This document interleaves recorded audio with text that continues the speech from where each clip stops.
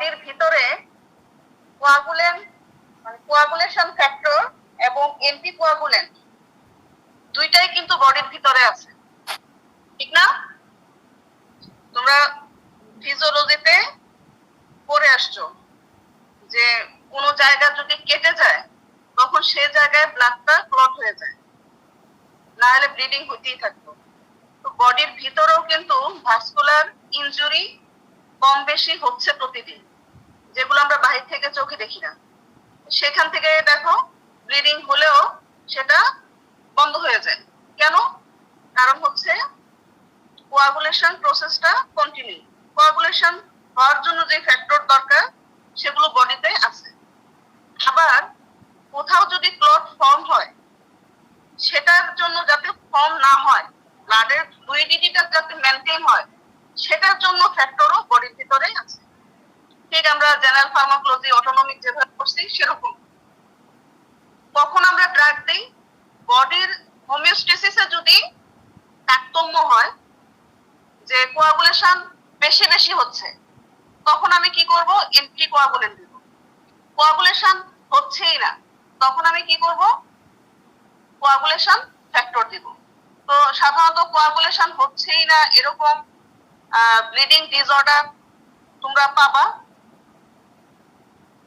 আর অ্যান্টিকোয়াগুলেন্টের ইউজটাই আমাদের জন্য হচ্ছে বেশি।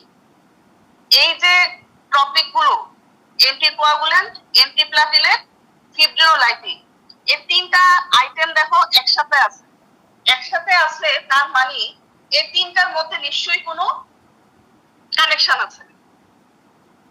কোয়াগুলেশন ফ্যাক্টর, কোয়াগুলেশন যখন বডিতে প্রসিড হয় এটার সাথে কিন্তু প্লাটিলেটও এগ্রিগেশন হয়। কোনো জায়গায় কেটে গেলে প্লাটিলেট এগ্রিগেশন হয়েই কিন্তু ওই জায়গায় রক্তটা জমাট বাঁধে। তাহলে এই যে প্লাটিলেট এগ্রিগেশন হবে সাথে কোয়াগুলেশন হবে, এটা কিন্তু একটা কানেকশন আছে। প্লাটিলেট এগ্রিগেশন যাতে না হয় সেটা বাধা দেওয়ার জন্য অ্যান্টিপ্লাটিলেট ড্রাগ, কোয়াগুলেশন যাতে না হয় সেটার জন্য অ্যান্টিকোয়াগুলেন্ট ড্রাগ। আর প্লাটিলেট এগ্রিগেশন হয়ে ব্লাড যদি হয়েই যায়, থ্রম্বাস যদি ফর্মেশন হয়েই যায়, যে আমি দেখলাম যে থ্রম্বাস ফর্মেশন হচ্ছে বেশি বেশি, তখন আমি কি করব? যে থ্রম্বাস ফর্মেশন হয়ে গেছে সেই থ্রম্বাসটাকে ভাঙার জন্য দিব হচ্ছে ফিব্রিনোলাইটিক ড্রাগ বা থ্রম্বোলাইটিক ড্রাগ। এখন আমরা পড়তেছি হচ্ছে কোয়াগুলেশন। নরমাল যে বডির blood vessel, endothelial lining of the blood vessel, endothelial lining of the blood vessel,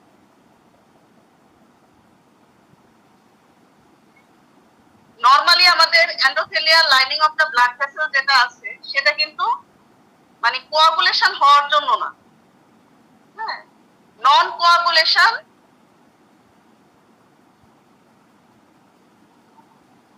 এই যে দেখো যে endothelial lining of the blood vessel, এখানে কি বলা আছে?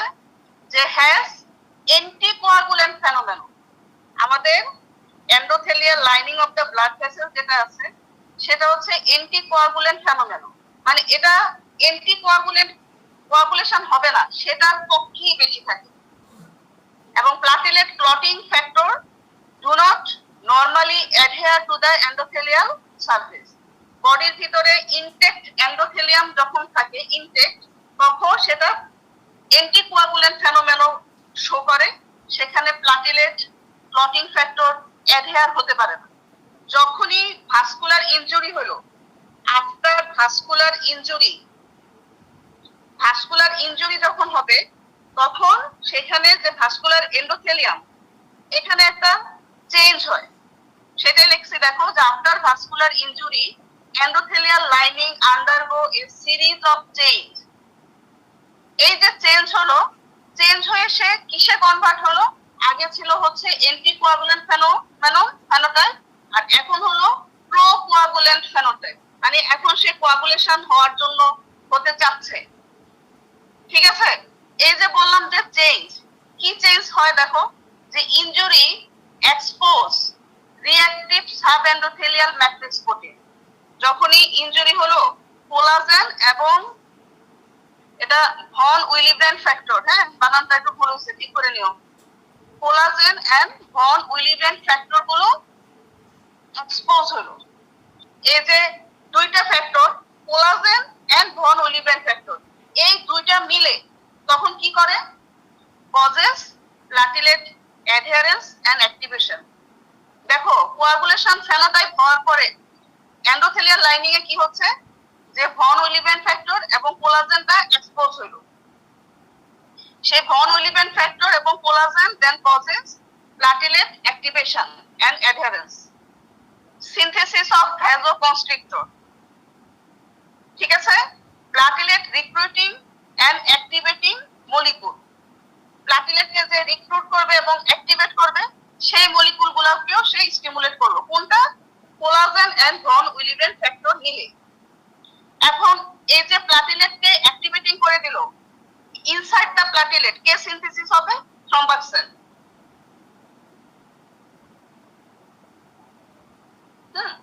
দেখো যে রিক্রুটিং ইনসাইড দা প্লাটিলেট, এখন সিনথেসিস হবে থ্রম্বাক্সিন, সেরোটোনিন এবং এডিপি সিক্রেট হবে। এই যে থ্রম্বাক্সিন, এডিপি, সেরোটোনিন অল টুগেদার এরা কি করে? প্লাটিলেট এগ্রিগেশন করে। তাহলে কোথা থেকে শুরু হলো? যে ইনটেক্ট এন্ডোথেলিয়াম এন্টিকোয়াগুলেন্ট ফেনোটাইপ, সাধারণত ওইখানে প্লাটিলেট অ্যাডহেয়ার করতে পারে না। যখনই ভাস্কুলার ইনজুরি হলো ওইখানে একটা সিরিজ অফ চেঞ্জ, ওইখানে একটা চেঞ্জ হলো। চেঞ্জ হওয়ার পর কি এক্সপোজ হলো? Collagen and von Willebrand factor. এই collagen and von Willebrand factor তখন প্লাটিলেটকে স্টিমুলেট করবে, প্লাটিলেট রিক্রুট করবে। এখন প্লাটিলেট যখনই রিক্রুট হলো, প্লাটিলেট স্টিমুলেটেড অ্যাক্টিভেটেড হলো, প্লাটিলেটের ভিতরে কে তৈরি হবে? প্লাটিলেটের ভিতরে থ্রম্বাক্সিন, যেটা হচ্ছে প্লাটিলেট এগ্রিগেশন করে। আর এন্ডোথেলিয়ামের মধ্যে থাকে হচ্ছে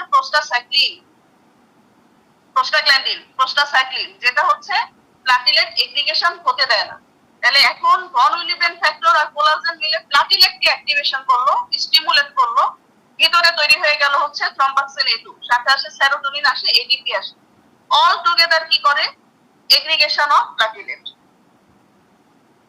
প্লাটিলেট যখন এগ্রিগেটেড হলো, এই যে অ্যাক্টিভেশন অফ প্লাটিলেট এগ্রিগেটেড হচ্ছে, এই প্লাটিলেট অ্যাক্টিভেশন হওয়ার সাথে সাথে যেরকম প্লাটিলেট এগ্রিগেশন হয়, আবার অ্যাক্টিভেটেড প্লাটিলেট দেখো ওইখানে একটা রিসেপ্টর আছে, 2A 3B 2B 3A receptor, 2B alpha, alpha 2B, আরেকটা হচ্ছে বিটা 3A রিসেপ্টর।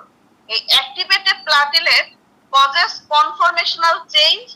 আমরা যখন অ্যান্টিপ্লাটিলেট করব তখন কিন্তু আলফা, এই যে 2B 3A রিসেপ্টরের নাম করব। Activated platelet causes conformational change in this receptor. কি রিসেপ্টর?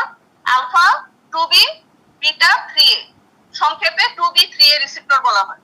এই রিসেপ্টরটা কনফরমেশনাল চেঞ্জ করে দিবে। এই রিসেপ্টর যখন কনফরমেশনাল চেঞ্জ হবে, এটা কি করবে? ফিব্রিনোজেনকে বাইন্ড হতে দিবে না, enabling to it to bind fibrinogen।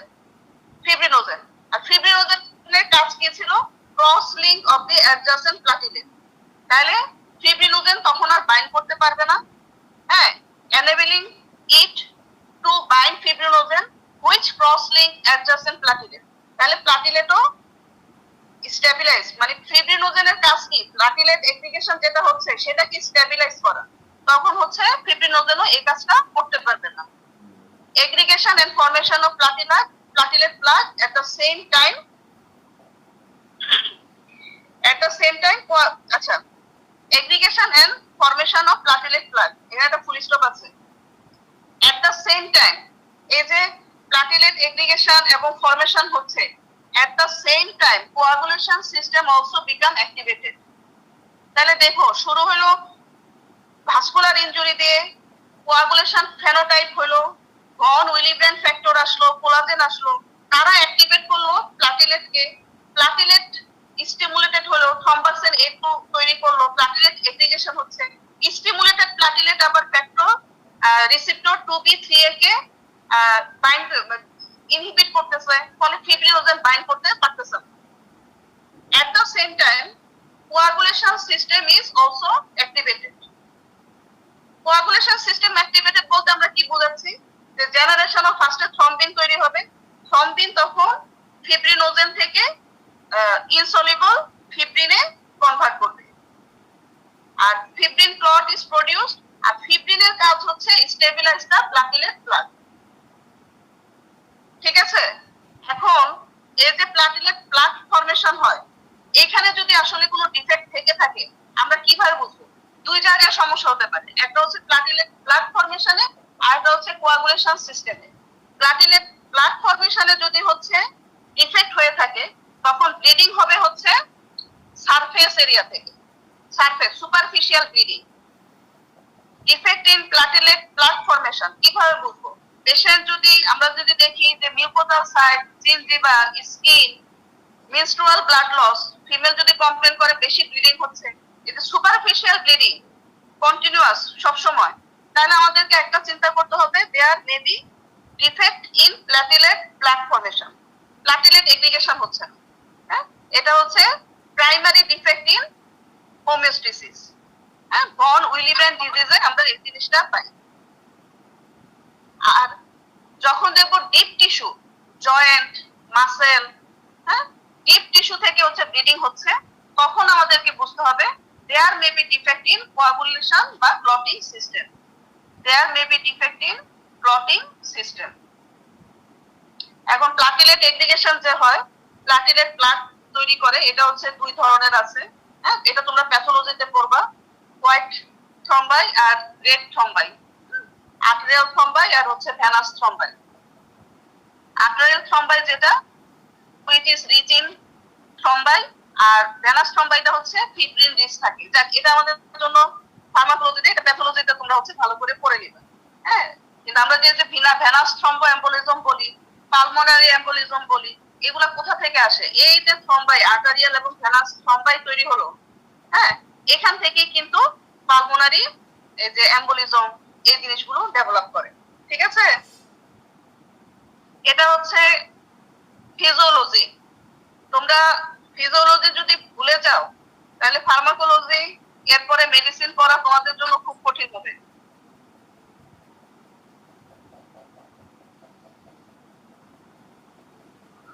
এবার আসো, কালকে মনে হয় কথা কেটে কেটে যাচ্ছিল, অনেকেই কমপ্লেইন করছো।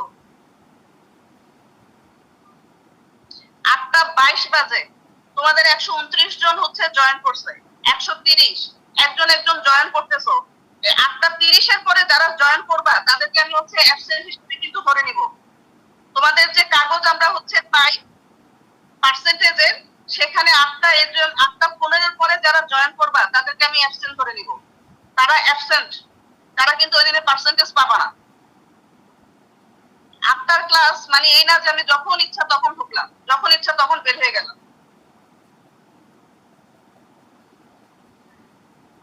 নরমাল বডির হোমিওস্টেসিস, হোমিওস্টেসিসের কাজ কি ছিল? যে ব্লাডের ফ্লুইডিটি মেইনটেইন করা। এতক্ষণ ফিজিওলজি যা বললাম এটা সার সংক্ষেপ হচ্ছে যে হোমিওস্টেসিস কি মেইনটেইন করবে? Fluidity of the blood, repair vascular injury, limiting blood loss, avoiding thrombosis and perfusion of the vital organ. কারণ কোথাও যদি থ্রম্বোসিস হয়ে যায়, তখন হচ্ছে তার পরের জায়গাটুকু যেখানে থ্রম্বোসিস হলো তারপরে হচ্ছে ব্লাড সাপ্লাই যাবে না। ব্লাড সাপ্লাই যদি না যায়, সেখানে কিন্তু সেল ডেথ, নেক্রোসিস ডেভেলপ করে। তো এটাকে প্রিভেন্ট করার জন্য perfusion to the vital organ. আচ্ছা, কজ অফ ডিসরেগুলেটেড হোমিওস্টেসিস কি জন্য হতে পারে? একটা হতে পারে হেরিডিটারি, একটা হতে পারে secondary effect of infection or cancer. একটা হতে পারে hereditary or acquired defect in clotting mechanism, secondary effect of infection and cancer. এগুলোর কারণে হেমোস্টেসিসটা ইম্পেয়ার হতে পারে। কোয়াগুলেশন, কোয়াগুলেশন কাকে বলে? সলিবল ফিব্রিনোজেন থেকে ইনসলিবল ফিব্রিনে কনভার্ট হওয়া। Coagulation is called when soluble fibrinogen is converted into insoluble fibrin, এবং এই ফিব্রিনের কাজ হচ্ছে স্টেবিলাইজ দা প্লাটিলেট এগ্রিগেশন অথবা প্লাটিলেট প্লাগ।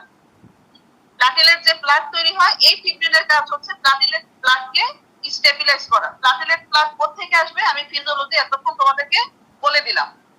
কোয়াগুলেশন পাথওয়ে কয়টা আছে? দুইটা পাথওয়ে, ইন ভিট্রো আর একটা হচ্ছে ইন ভিভো, বা ইন্ট্রিনসিক পাথওয়ে আর একটা হচ্ছে এক্সট্রিনসিক পাথওয়ে। এন্ড ইন্ট্রিনসিক পাথওয়েটা কোথা থেকে স্টিমুলেটেড হবে? Intrinsic pathway when blood is exposed to negatively charged surface, blood যখন নেগেটিভলি চার্জ সারফেসের এখানে আসলো, তখন এই ইন্ট্রিনসিক পাথওয়ে শুরু হবে হচ্ছে ফ্যাক্টর 12 থেকে। এখন এই যে ফ্যাক্টর 12, এটার কাজ কি? একটা ফ্যাক্টর যখন অ্যাক্টিভেটেড হলো, সে তখন ক্যাসকেড অনুযায়ী এটার পরে আরেকটা, আরেকটার পরে আরেকটাকে অ্যাক্টিভেটেড করবে। এখানে শুরু হলো হচ্ছে activation of factor 12 in the presence of high molecular weight kininogen. It activated তাকে 12 করবে 11 কে। 12 in the presence of high molecular weight kininogen activated কোন ফ্যাক্টরকে? 11 কে। তাহলে এটা আমরা লিখি হচ্ছে 11 লিখে ডান দিয়ে লিখে দেই 11A, A ইন্ডিকেটেড অ্যাক্টিভেটেড, তার মানে 11 কে অ্যাক্টিভেটেড করলো।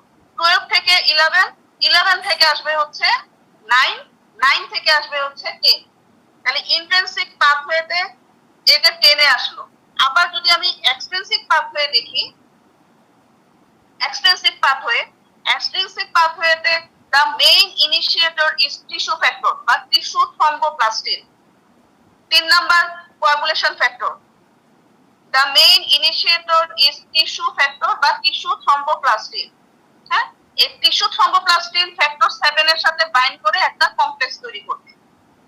টিস্যু থ্রম্বোপ্লাস্টিন 7 এর সাথে বাইন্ড করে অ্যাক্টিভেটেড 7 এর সাথে একটা কমপ্লেক্স তৈরি করলো। ওইখান থেকে আসলো 12, 11, 9, আর এখানে আসলো ফ্যাক্টর 3 7 এর সাথে বাইন্ড করে তাকে অ্যাক্টিভেট করলো 9 কে। 9 থেকে কি হলো? 10। তাহলে কোশ্চেন হচ্ছে দুইটা পাথওয়েতেই কমন পাথওয়ে কোনটা? Activation of factor 10।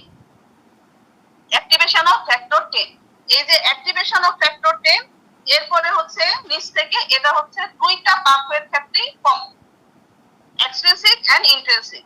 এখন ফ্যাক্টর 10 যখন অ্যাক্টিভেটেড হলো, ফ্যাক্টর 10 তখন কি করবে? প্রথম দিনকে থ্রম্বিন করবে, then thrombin convert fibrinogen to fibrin. ঠিক আছে? তাহলে activation of 10 is a common in both extrinsic and intrinsic pathway. এতটুকু বোঝা গেল? রোল 5। আসসালামু আলাইকুম ম্যাম। এই যে এতটুকু বোঝা গেল? বুঝতে পারতেছো? হ্যাঁ বুঝা গেছে ম্যাম মোটামুটি। তাহলে extrinsic and intrinsic pathway common pathway কোনটা? রোল 5 প্রেজেন্ট বলে চলে গেছে। Hello ma'am. দুইটা পাথওয়ের কমন পাথওয়ে কোনটা?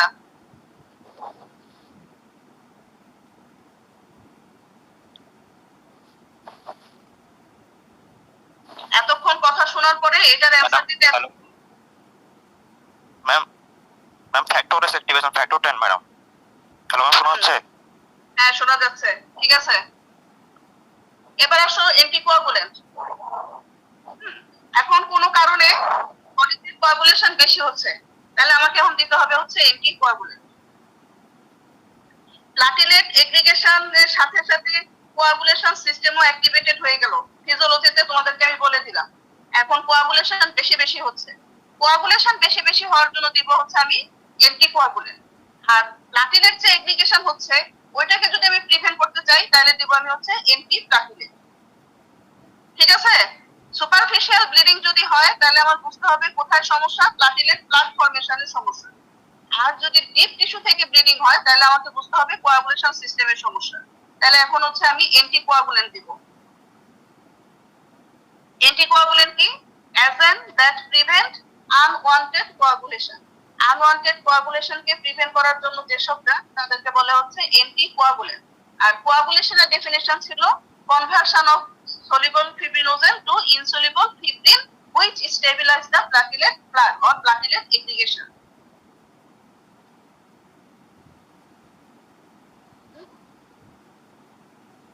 আচ্ছা, এবার আসো ক্লাসিফিকেশন। কালকেও হচ্ছে বলেছি according to the site of action, in vitro, in vivo, not act on solution. এখানে কি কি আছে? Kumarian derivatives, enantione derivatives, both in vitro and in vivo, heparin, dextran sulfate.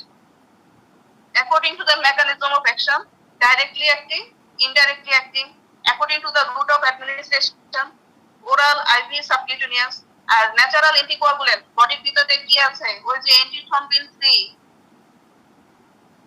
Heparin.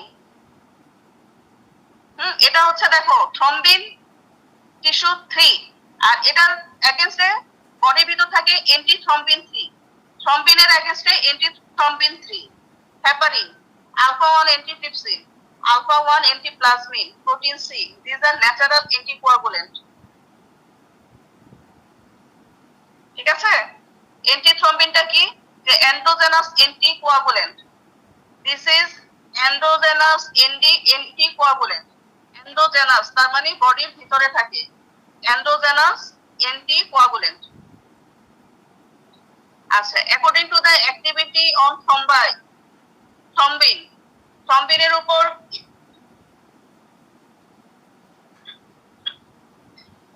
উপর ডিপেন্ড করে ইনডাইরেক্ট থ্রম্বিন ইনহিবিটর, আরেকটা হচ্ছে direct thrombin inhibitor. Indirect thrombin inhibitor, direct thrombin inhibitor. এই যে ক্লাসিফিকেশনটা, এটা সুন্দর করে পড়বা, যে যেখান থেকে যেভাবে জিজ্ঞেস করে তোমরা যাতে উত্তর দিতে পারো। ন্যাচারাল অ্যান্টিকোয়াগুলেন্ট কি আছে, অ্যাকর্ডিং টু দ্য মেকানিজমের উপর ভিত্তি করে কি আছে, according to the activity on thrombin কি আছে। এভাবে কোশ্চেন গুলো হতে পারে। এখন function of thrombin,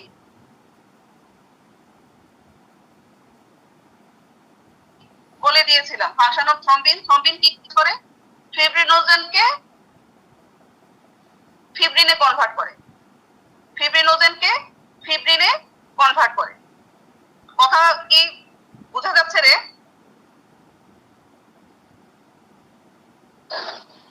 G ma'am, বোঝা যাচ্ছে। ক্লটিং ফ্যাক্টর কি কি আছে? These are the clotting factor. আমাদের কিন্তু মাঝে মাঝে জিজ্ঞেস করে ক্লটিং ফ্যাক্টর কি আছে। ফিব্রিনোজেন প্রথম দিন, এই যে 3 নাম্বার হচ্ছে টিস্যু থ্রম্বোপ্লাস্টিন, ঠিক আছে, clotting factor tissue thromboplastin. 4 number হচ্ছে ক্যালসিয়াম, এগুলো খুব important. 7 number anti haemophilic factor, Christmas factor, Stuart power factor. হ্যাঁ, এগুলো হচ্ছে নামগুলো মনে রাখবা। এরপরে আমরা হেপারিন, খুব ইম্পর্টেন্ট, কারণ আমরা সাধারণত হেপারিন এবং ওয়ারফেরিন এই দুইটা ড্রাগ হচ্ছে ক্লিনিক্যালি আমরা বেশি ইউজ করে থাকি। হেপারিন আর এটা হচ্ছে ওয়ারফেরিন। হেপারিনের আরেকটা নাম ইনডাইরেক্ট থ্রম্বিন ইনহিবিটর, এটাও জিজ্ঞেস করতে পারে। ইনডাইরেক্ট থ্রম্বিন ইনহিবিটর কি আছে? হেপারিন। এখন হেপারিনের মধ্যে হেপারিন কয় প্রকার আছে? একটা হচ্ছে heparin low molecular weight heparin, আর একটা হচ্ছে ফন্ডাপেরিনাস। Heparin low molecular weight heparin, ফন্ডাপেরিনাস। Heparin এবং লো মলিকুলার ওয়েট হেপারিনের মধ্যে পার্থক্য রিটেন ভাইবা সবকিছুর জন্য ইম্পর্টেন্ট। আচ্ছা দেখো, হেপারিনকে ইনডাইরেক্ট থ্রম্বিন ইনহিবিটর বলা হয় কেন? ইনডাইরেক্ট থ্রম্বিন ইনহিবিটর কেন বলা হয় এটা যদি হচ্ছে জিজ্ঞেস করি, দেখো, they are so called because their antithrombin effect is exerted by their action with a separate protein antithrombin 3। ওই যে একটু আগে যে দেখাইছিলাম না অ্যান্টি কোয়াগুলেশন ফ্যাক্টর বডির ভিতর কি আছে, ওইখানে বলছিলাম না অ্যান্টিথ্রম্বিন 3 আছে। হেপারিন যখন আমি বডিতে দিব, হেপারিন ডাইরেক্টলি থ্রম্বিনের উপর কাজ করে না, সে আগে অ্যান্টিথ্রম্বিন 3 এর সাথে বাইন্ড করে তারপরে হচ্ছে গিয়ে থ্রম্বিনকে ইনহিবিট করে। এর জন্য এটার নাম হচ্ছে indirectly acting thrombin inhibitor. They are so called because their antithrombotic effect is exerted by their interaction with a separate protein called antithrombin 3. আচ্ছা, হেপারিনের নেচার কি? হেপারিন হচ্ছে মিউকোপলিস্যাকারাইড, যেটা হচ্ছে নেগেটিভলি চার্জ। সোর্স কি? Muscle, bovine lung, porcine, intestine. Type কি আছে? High molecular weight heparin, heparin, standard heparin, unfractionated heparin, একই নাম। আরেকটা কি? Low molecular weight heparin or fractionated heparin. Low molecular weight heparin কয়েকটার নাম। লো মলিকুলার ওয়েট হেপারিন কয়েকটার নাম: enoxaparin, dalteparin, tinzaparin. Difference between standard অথবা হেপারিন অথবা unfractionated heparin with fractionated heparin. Standard হেপারিনটা কি? আনফ্র্যাকশনেটেড, মলিকুলার ওয়েট বেশি, এটা ইনঅ্যাক্টিভ করবে ফ্যাক্টর 2 এবং 10 দুইটাকে। আইভি, সাবকিউটেনিয়াস দুইটা রুটে দেওয়া যায়। মনিটরিং করতে হবে হচ্ছে APTT, activated partial thromboplastin time, rapid onset of action, bioavailability কেমন, মোর এন্টিথ্রম্বিন অ্যাক্টিভিটি। এই ডিফারেন্সটা করবা। লো মলিকুলার ওয়েট, ফ্র্যাকশনেটেড, মলিকুলার ওয়েট কম, ইনঅ্যাক্টিভ অনলি ফ্যাক্টর 10। এই লাইনটা খুব ইম্পর্টেন্ট। কোন রুটে দিব? সাবকিউটেনিয়াস রুটে দিব। No monitoring needed, onset of action 4 hour, half-life 4 hour, bioavailability 90%, less antithrombin activity, less protein bound. এজন্য লো মলিকুলার ওয়েট হেপারিন সাবকিউটেনিয়াসলি দেওয়া যায়, মনিটরিং লাগে না। এজন্য আউটডোর পেশেন্টদের হসপিটালে অ্যাডমিট না রেখে যদি দিতে হয় তাহলে আমরা লো মলিকুলার ওয়েট হেপারিন দিব। হেপারিনের mechanism of action, how heparin act. ফার্স্টে আমরা বলেছিলাম কি যে heparin exerts its anticoagulant effect by interacting with antithrombin 3 and inhibit clotting factor 2, 9, 10. ঠিক আছে? and inhibit clotting factor 2, 9, 10. অ্যান্টিথ্রম্বিন তো বডির মধ্যে আছে, অ্যান্টিথ্রম্বিন 3। তাহলে এখন কাজটা কি? অ্যান্টিথ্রম্বিন 3 যখন কাজ করে সেটা কাজটা হচ্ছে স্লো। যখনই হেপারিন বাইন্ড করলো তখন এর অ্যাক্টিভিটিটা 1000-fold বেড়ে যায়। ঠিক আছে? In the presence of heparin antithrombin become 1000-fold more active. Heparin bind with plasma protein taken up by reticuloendothelial cell and cleared by kidney. Heparin first order এবং zero order kinetics দুইটাই show করে। Monitoring of heparin, heparin যখন আমরা দিব তখন কি monitoring করব? APTT, activated partial thromboplastin time. এটা নরমাল কত থাকে? 1.5 থেকে 2.5। এটা যদি 3 এর বেশি চলে যায় তাহলে কি বুঝতে হবে? যে পেশেন্টের ব্লিডিং টেন্ডেন্সি ডেভেলপ করতেছে, যে কোনো মুহূর্তে ব্লিডিং হবে। আরেকটা কি অ্যাসে করতে পারি? As factor 10। As factor 10 dose দেওয়া আছে, বোলাস ডোজ, মেইনটেনেন্স ডোজ সুন্দর করে হচ্ছে করবা। APTT should be measured 6 hours after starting the therapy. APTT more than 3 indicate increased 8-fold chance of bleeding.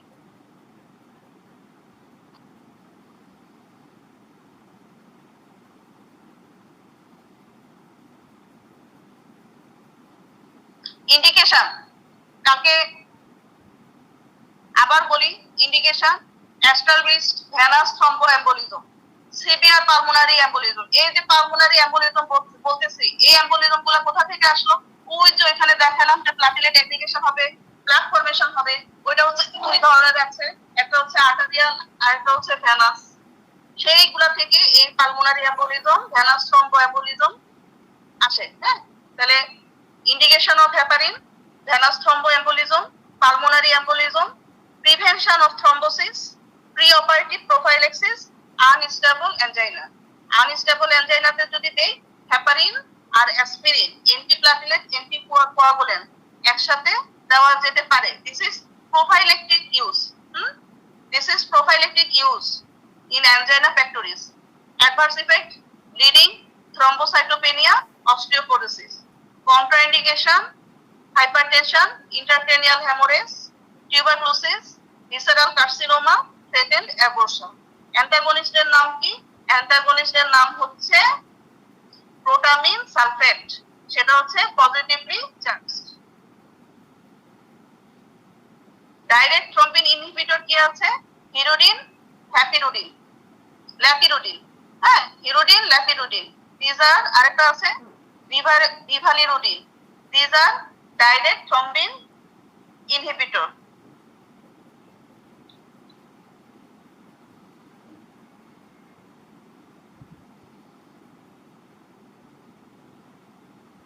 এবার আসো ওয়ারফেরিন। ওয়ারফেরিন কি? এটা হচ্ছে oral anticoagulant, indirectly acting anticoagulant. যেটাই বলি সেটাই হচ্ছে warfarin. Indirectly acting, orally administer. এটাকে ইনডাইরেক্টলি অ্যাক্টিং কেন বলা হয়? যে it needs 72 hours to become fully active. Bioavailability near about 100%, 90% bound with plasma protein, half life 36 hour. এটা একটা স্টেরিও সিলেক্টিভিটি আছে, যেটা হচ্ছে যে ল্যাবোরেটরি ওয়ারফেরিন 4 টাইম মোর পটেন্ট দেন ডেক্সট্রোরোটেটরি ওয়ারফেরিন। ওয়ারফেরিনের অ্যান্টাগনিস্টের নাম কি? Vitamin K. কেন? কারণ warfarin structurally similar to vitamin K. Vitamin K dependent clotting factor কি কি আছে? 2, 7, 9, 10।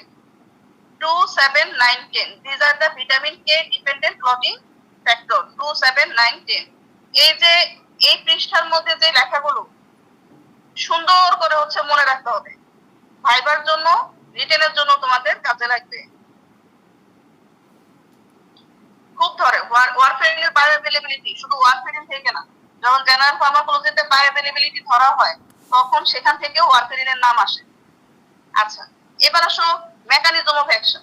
মেকানিজম অফ অ্যাকশন বলার আগে বলি যে বডিতে ভিটামিন কে, এই যে বললাম vitamin K dependent clotting factor 2, 7, 9, 10, এগুলো ভিটামিন কে সাহায্যে লিভারে গামা কার্বক্সিলেশন রিঅ্যাকশনের মাধ্যমে তৈরি হয়।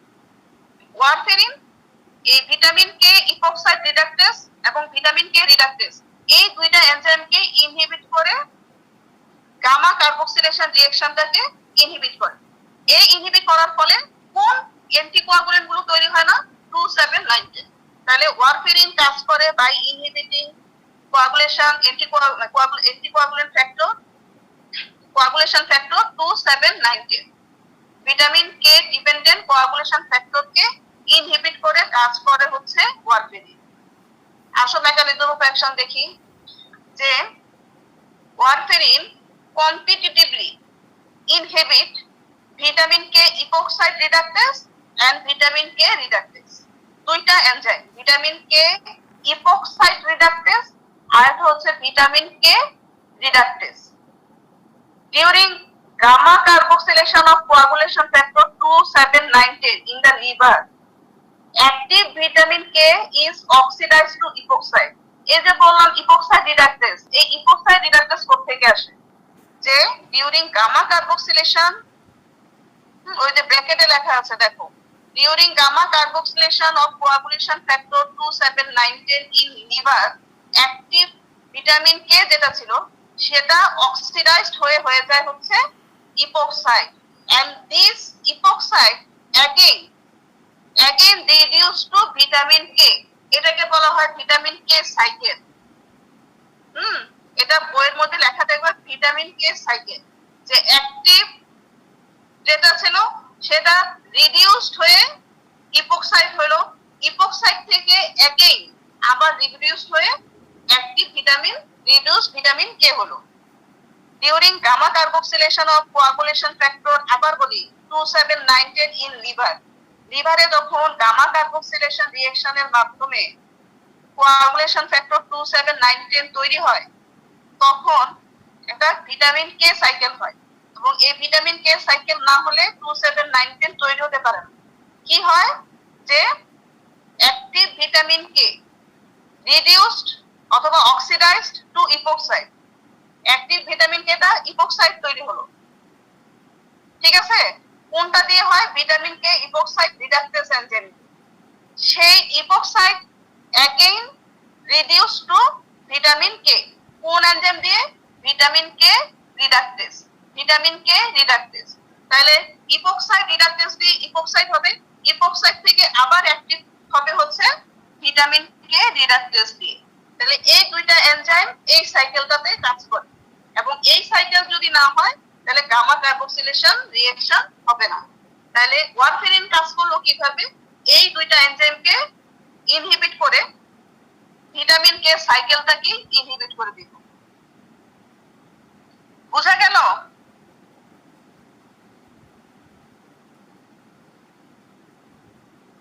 বুঝা গেল? জি ম্যাম। তোমরা কি বুঝতে পারছো?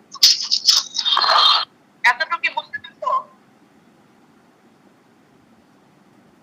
আচ্ছা, তাহলে আমরা দেখলাম যে এবার হচ্ছে vitamin K. Vitamin K is necessary. হ্যাঁ, ভিটামিন কে কিন্তু final stage of synthesis of the coagulation factor 2, 7, 9, 10। তাহলে এটার জন্য কে সবচেয়ে বেশি নেসেসারি, সেটা হচ্ছে ভিটামিন কে।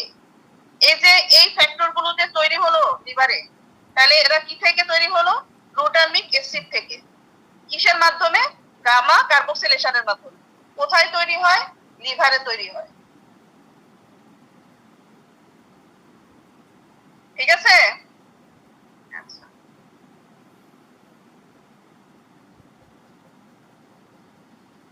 এই যে কোয়াগুলেশন ফ্যাক্টর, এই যে গামা কার্বক্সিলেশন সব হলো, তাদের কাজ কি? They permit calcium to bind with the molecule. তারা ক্যালসিয়ামকে বাইন্ড করতে সাহায্য করে। এই যে vitamin K cycle activated, reduce vitamin K অক্সিডেশনের মাধ্যমে হবে ইপোক্সাইড। ইপোক্সাইড again reduced to active vitamin K by vitamin K reductase. এটা হচ্ছে vitamin K cycle which is necessary for the synthesis of the vitamin K dependent clotting factor 2, 7, 9, 10 in the liver। কি রিঅ্যাকশনের মাধ্যমে? Gamma carboxylation রিঅ্যাকশনের মাধ্যমে। কি থেকে তৈরি হয়? Glutamic acid residue থেকে। Glutamic acid residue. এটা ইন শর্টে একই মেকানিজম। আবার দেখে নাও একবার। Warfarin block gamma carboxylation of glutamic acid residue in liver and inhibit the factor 2, 7, 9, 10 by inhibiting vitamin K epoxide reductase আর vitamin K reductase। In short, warfarin কিভাবে কাজ করে? এই দুইটা এনজাইমকে ইনহিবিট করে গামা কার্বক্সিলেশন রিঅ্যাকশনটাকে ইনহিবিট করে দেয়। ইন শর্ট, হেপারিন কিভাবে কাজ করে? হেপারিন এন্টিথ্রম্বিন 3 এর সাথে বাইন্ড করে এন্টিথ্রম্বিন 3 এর ফাংশনকে বাড়ায় দেয়।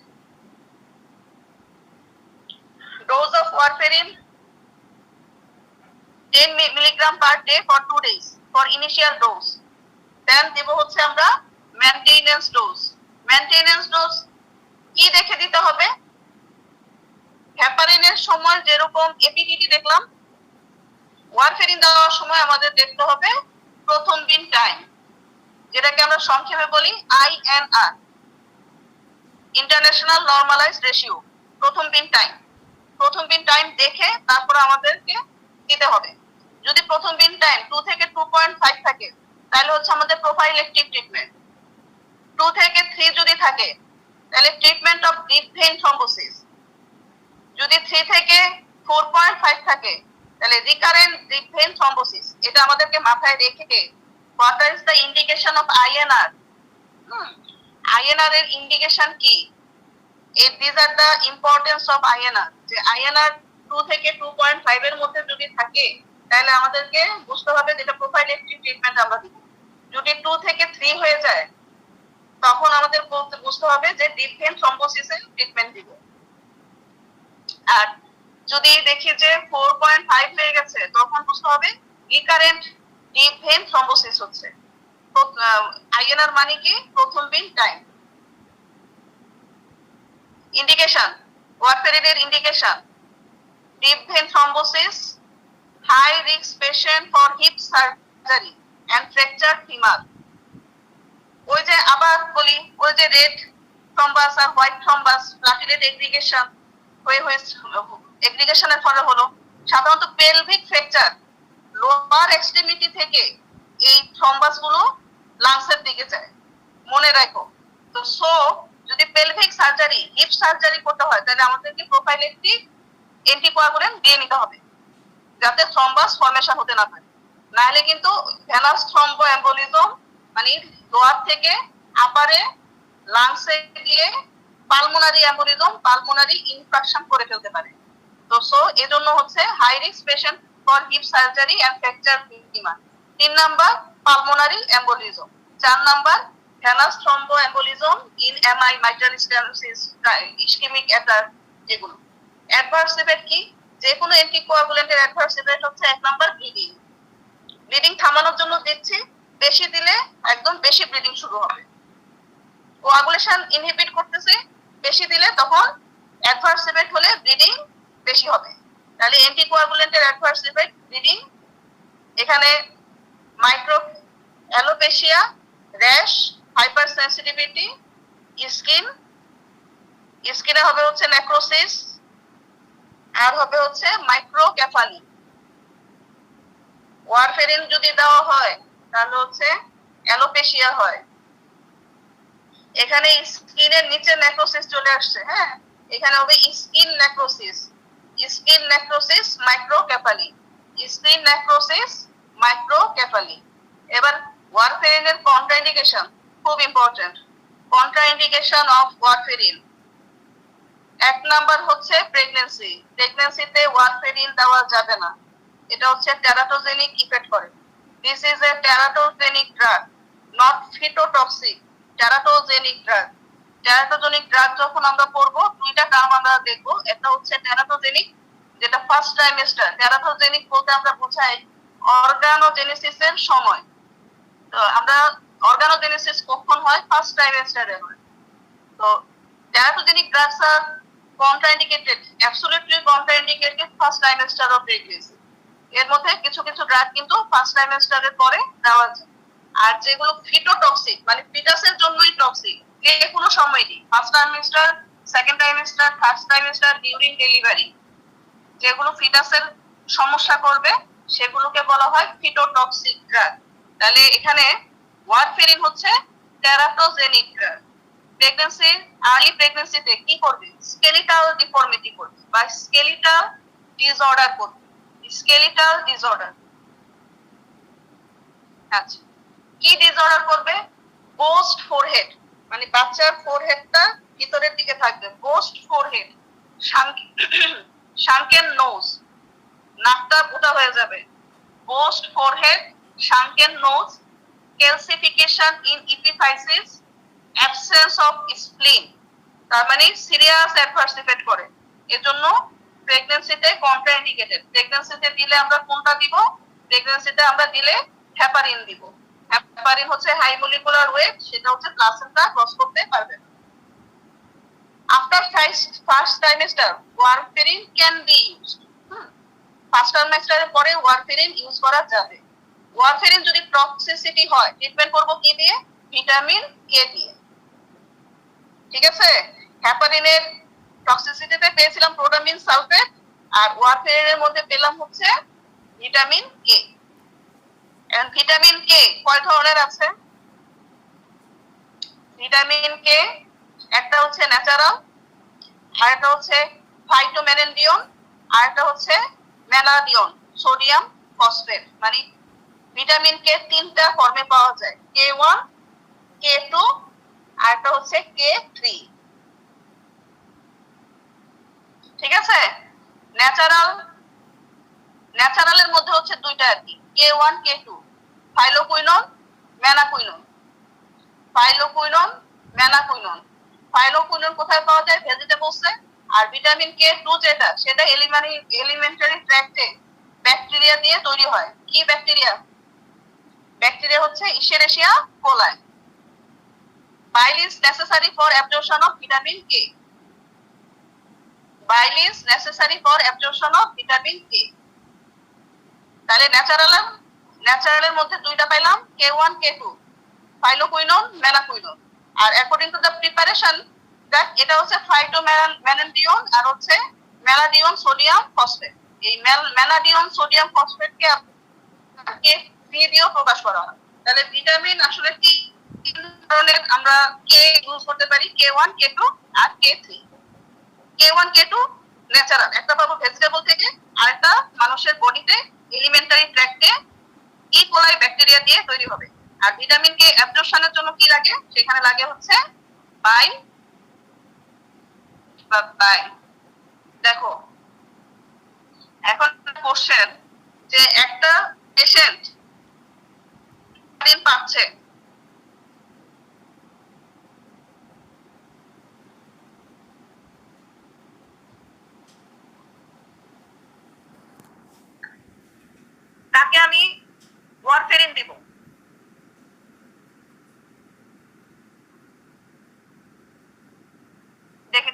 অংশ, তাকে আমি ওয়ারফেরিন দিব। কিভাবে দিব? হেপারিন থেকে ওয়ারফেরিনে যদি আমাদের সুইচ ওভার করতে হয়, একটাকে হাসপাতালে আমি হেপারিন দিয়ে চিকিৎসা না, এখন আমি তাকে ডিসচার্জ করব, বাসায় গিয়ে তো সে হেপারিন নিবে না, হেপারিন যেহেতু প্যারেন্টাল রুটে দেওয়া হয়, তার জন্য আমাকে ওয়ারফেরিন দিতে হবে। তাহলে ডিসচার্জ করার সময় কিভাবে দিব? আমরা দেখলাম যে ওয়ারফেরিন হচ্ছে ইনডাইরেক্টলি অ্যাক্টিভ, তাকে পুরোপুরি হতে 72 ঘন্টা সময় লাগে। মানে কি? যে সে তো vitamin K dependent protein factor তৈরি হতে বাধা দিয়ে দিল, কিন্তু অলরেডি যেগুলো বডিতে আছে সেগুলো যতক্ষণ থাকবে ততক্ষণ পর্যন্ত কিন্তু আমরা ইফেক্ট পাবো। এই যে ইনডাইরেক্টলি অ্যাক্টিং বলা হয়, যে সে ভিটামিন কে ইপোক্সাইড রিডাকটেস এবং ভিটামিন কে রিডাকটেস দুইটা এনজাইমকে ইনহিবিট করে গাবা কার্বক্সিলেশন রিঅ্যাকশনটাকে স্টপ করে দিল। যখন গাবা কার্বক্সিলেশন রিঅ্যাকশন স্টপ হয়ে যাবে তখন কি হবে? ফ্যাক্টর 279 কে না তৈরি হবে না, কিন্তু অলরেডি প্রি ফর্মড বডিতে যেগুলো আছে সেগুলো যতক্ষণ থাকবে ততক্ষণ কিন্তু আমি ইফেক্ট পাবো না। এগুলো বডি থেকে সম্পূর্ণ যেতে সময় লাগবে কতক্ষণ? Up to 72 hours. তার মানে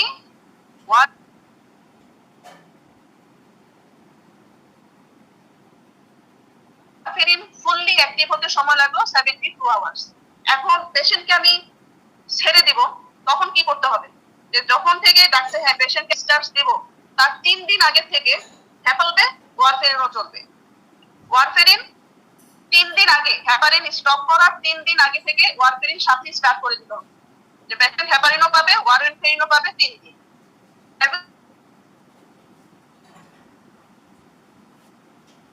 72 আওয়ার্স পরে ওয়ারফেরিন কন্টিনিউ আর হেপারিন স্টপ। তো হেপারিন থেকে হলে to switch over from heparin to warfarin, ওয়ারফেরিনের সুইচ ওভার করতে warfarin should act 3 days before withdrawal of heparin.